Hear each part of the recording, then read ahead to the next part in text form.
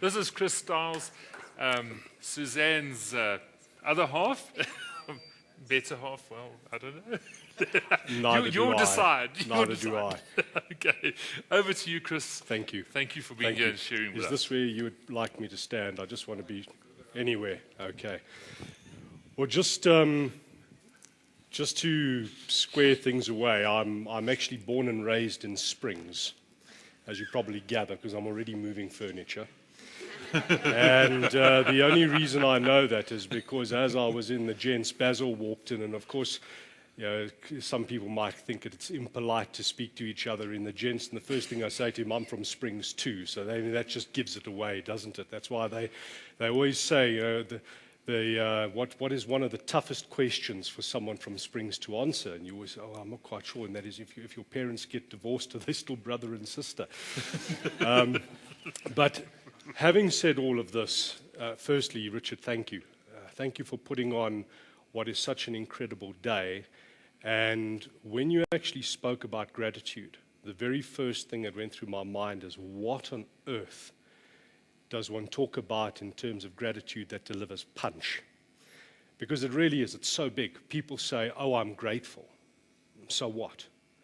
I'm grateful for this. So what? I'm grateful for that. So what? Are you truly grateful? Thank you. Well, thank you for what? And I think gratitude for me is actually about really digging down into that word and what does it truly, truly mean?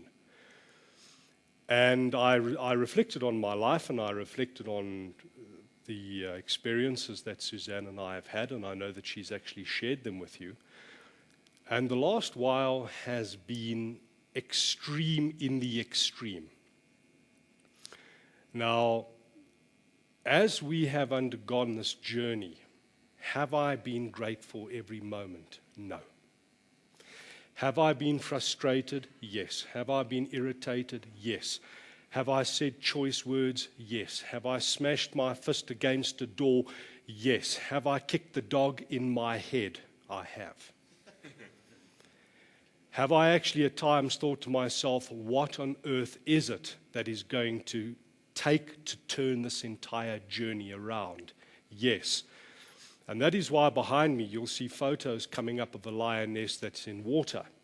And I think you'll probably realize that she's extremely uncomfortable at that moment in time, because when you actually saw her exit the pond that she jumped into to try to catch a barbel and then failed, you would actually realize not only was she feeling embarrassed, but she was also feeling completely out of sorts.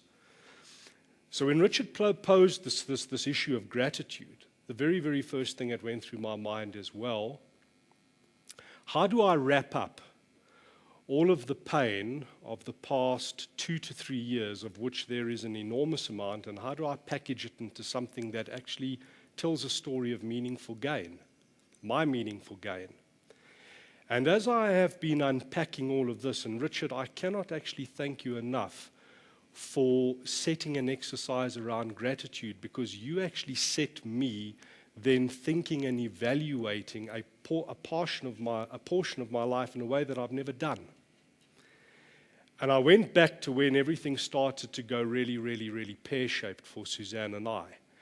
The fact that first it was 250,000 rand that flew out the door. Then it was a couple of million. Then that was followed up by a few more million. Then it was followed up by something else. And as you start keeping tally, suddenly the millions and the numbers start running almost like what you call a counter. And then you start looking and you think to yourself, well, what else could happen? And then out of the blue, and I'm not going to go into all the detail of it, but your business is wiped off the planet in an act of malicious cyber sabotage by an international expert who has actually been sold to you and who you've paid in full to be able to deliver what are supposed to be world-class services to your company. But because they did not deliver, and because I am from Springs, and because I did not lie down and die, and because I exposed them, they hacked into our entire server from California and wiped us off the planet. Now, this is a time when your business is already rocky. You don't have a lot of money to be able to invest, and you suddenly have 750,000 rands worth of IT development sitting on your cloud server wiped out. You're gone. To wake up one morning and actually find that your entire business is gone. And when you actually work in the field of personal development and business development, a bit like social media, I might say, you're kind of selling vaporware, huh? It's not as if there's widgets. It's not as if you're walking into Chris's spanner store and I'm selling you from a number 6 through to a number 35, which is a traditional weapon in Springs.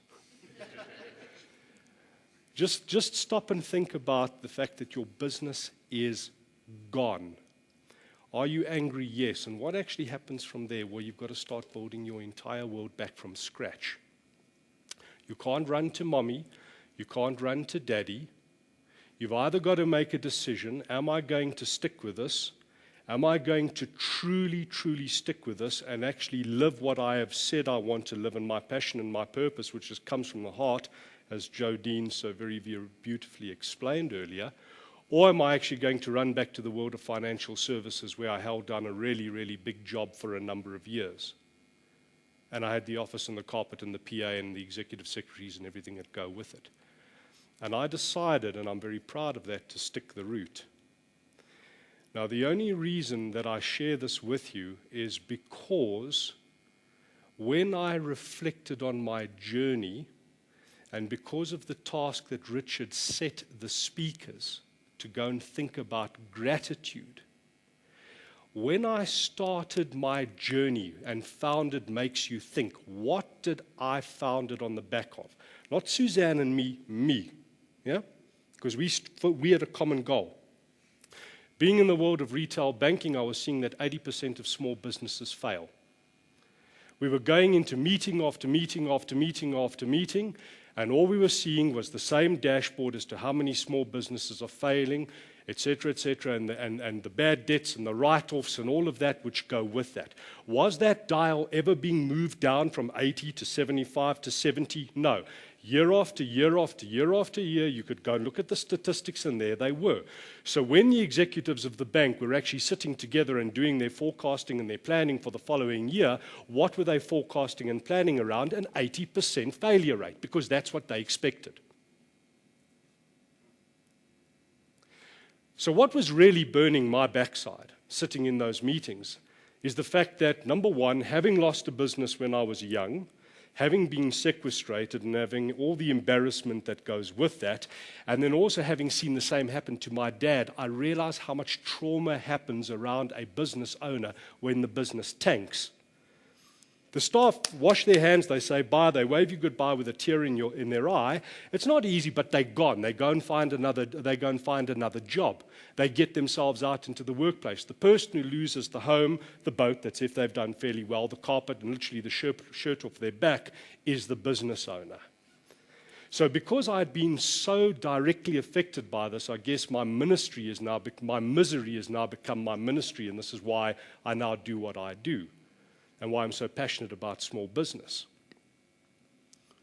What did I want to do? I wanted to find ways to be able to really help small business owners create success.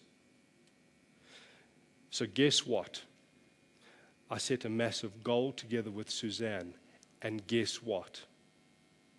The universe found ways, interesting and innovative ways, to smash me exactly to the point where I actually realize what it is like to be a small business owner with nothing, having had everything taken away from you and having to start from scratch. Not only dealing with the emotional intersection, but the financial intersection. Gratitude is not necessarily always about high fives and pizzas and cokes and celebration. Gratitude, and I would not have actually worked this out had Richard not set me this task. And for that I am so grateful, because you actually took my understanding of all of this and my journey from what was a very hurtful place into an even better place. And for that I thank you. But how fortunate am I, in hindsight, to actually know what my passion and my purpose is, and to then have had the universe, God, whatever it is that you might like to call it, I'm quite happy calling it God, bring a series of tests upon my life that actually put you to exactly the point where you can now, from a position of authority and expertise and knowledge and the emotional understanding, know what it's like to build a business from the ashes. Because I have to tell you something, if you haven't jumped out of a plane, you don't know what it's like to skydive. And the whole thing is, in the world of small business, there are far too many commentators who actually don't know what it's like to walk out onto the pitch. We've got a lot of people that have got a lot to say about small business, but they actually don't truly understand the stresses and the strains that go with that.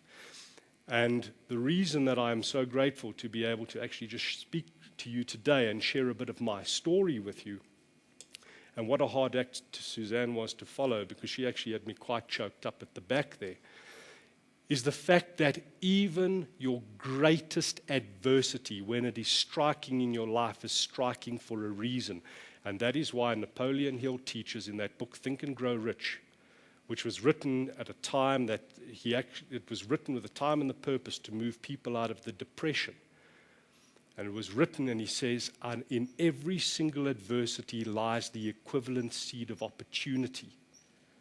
So in all the adversity of having our world absolutely destroyed around our ears, lay the opportunity, the great seed of opportunity to now be able to move beyond that, which we have, through blood, sweat, tears, and working ridiculous hours and doing a lot of things yourself. And don't let people turn around and say to you that you become successful by not working in your business, because when you have no choice to work in your business, you have to work in your business until you have sufficient cash flow to be able to work on your business. But it is a magnificent lesson. And Richard, I just wanted to say how grateful I am to you for setting that task, because that task actually set my mind thinking and opened up a whole new realm of consciousness for me around what has been a very, very tough and a very traumatic period. And for that, I celebrate you and I thank you and I applaud you and thank you for today.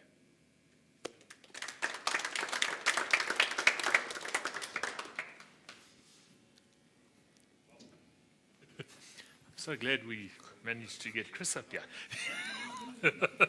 Thank you so much. There's a clap. Oh, wonderful. Did you get that, Francois? Thank you so much. Does anyone have any small business entrepreneurial questions for Chris? So how do you help small businesses?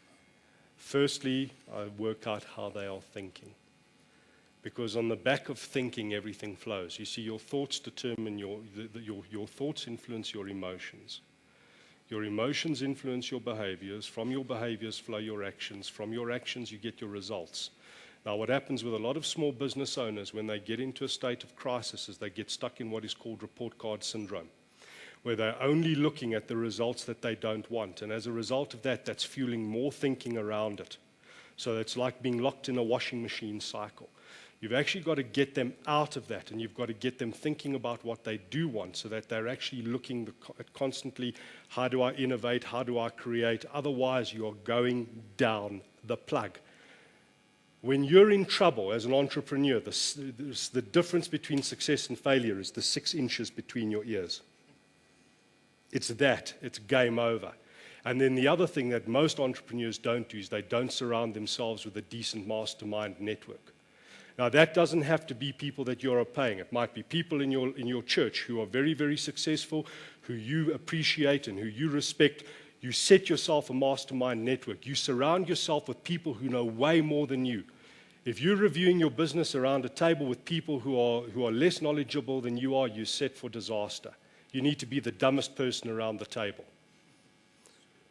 And one of the big things about entrepreneurs is entrepreneurship requires that you put your ego in your pocket. Because a lot of entrepreneurs out there are doing it for the ego, for the flash or whatever. It's the fastest way that you are going to see your backside without a mirror. Thank you. Thank you. Really blessed, man. Thank you.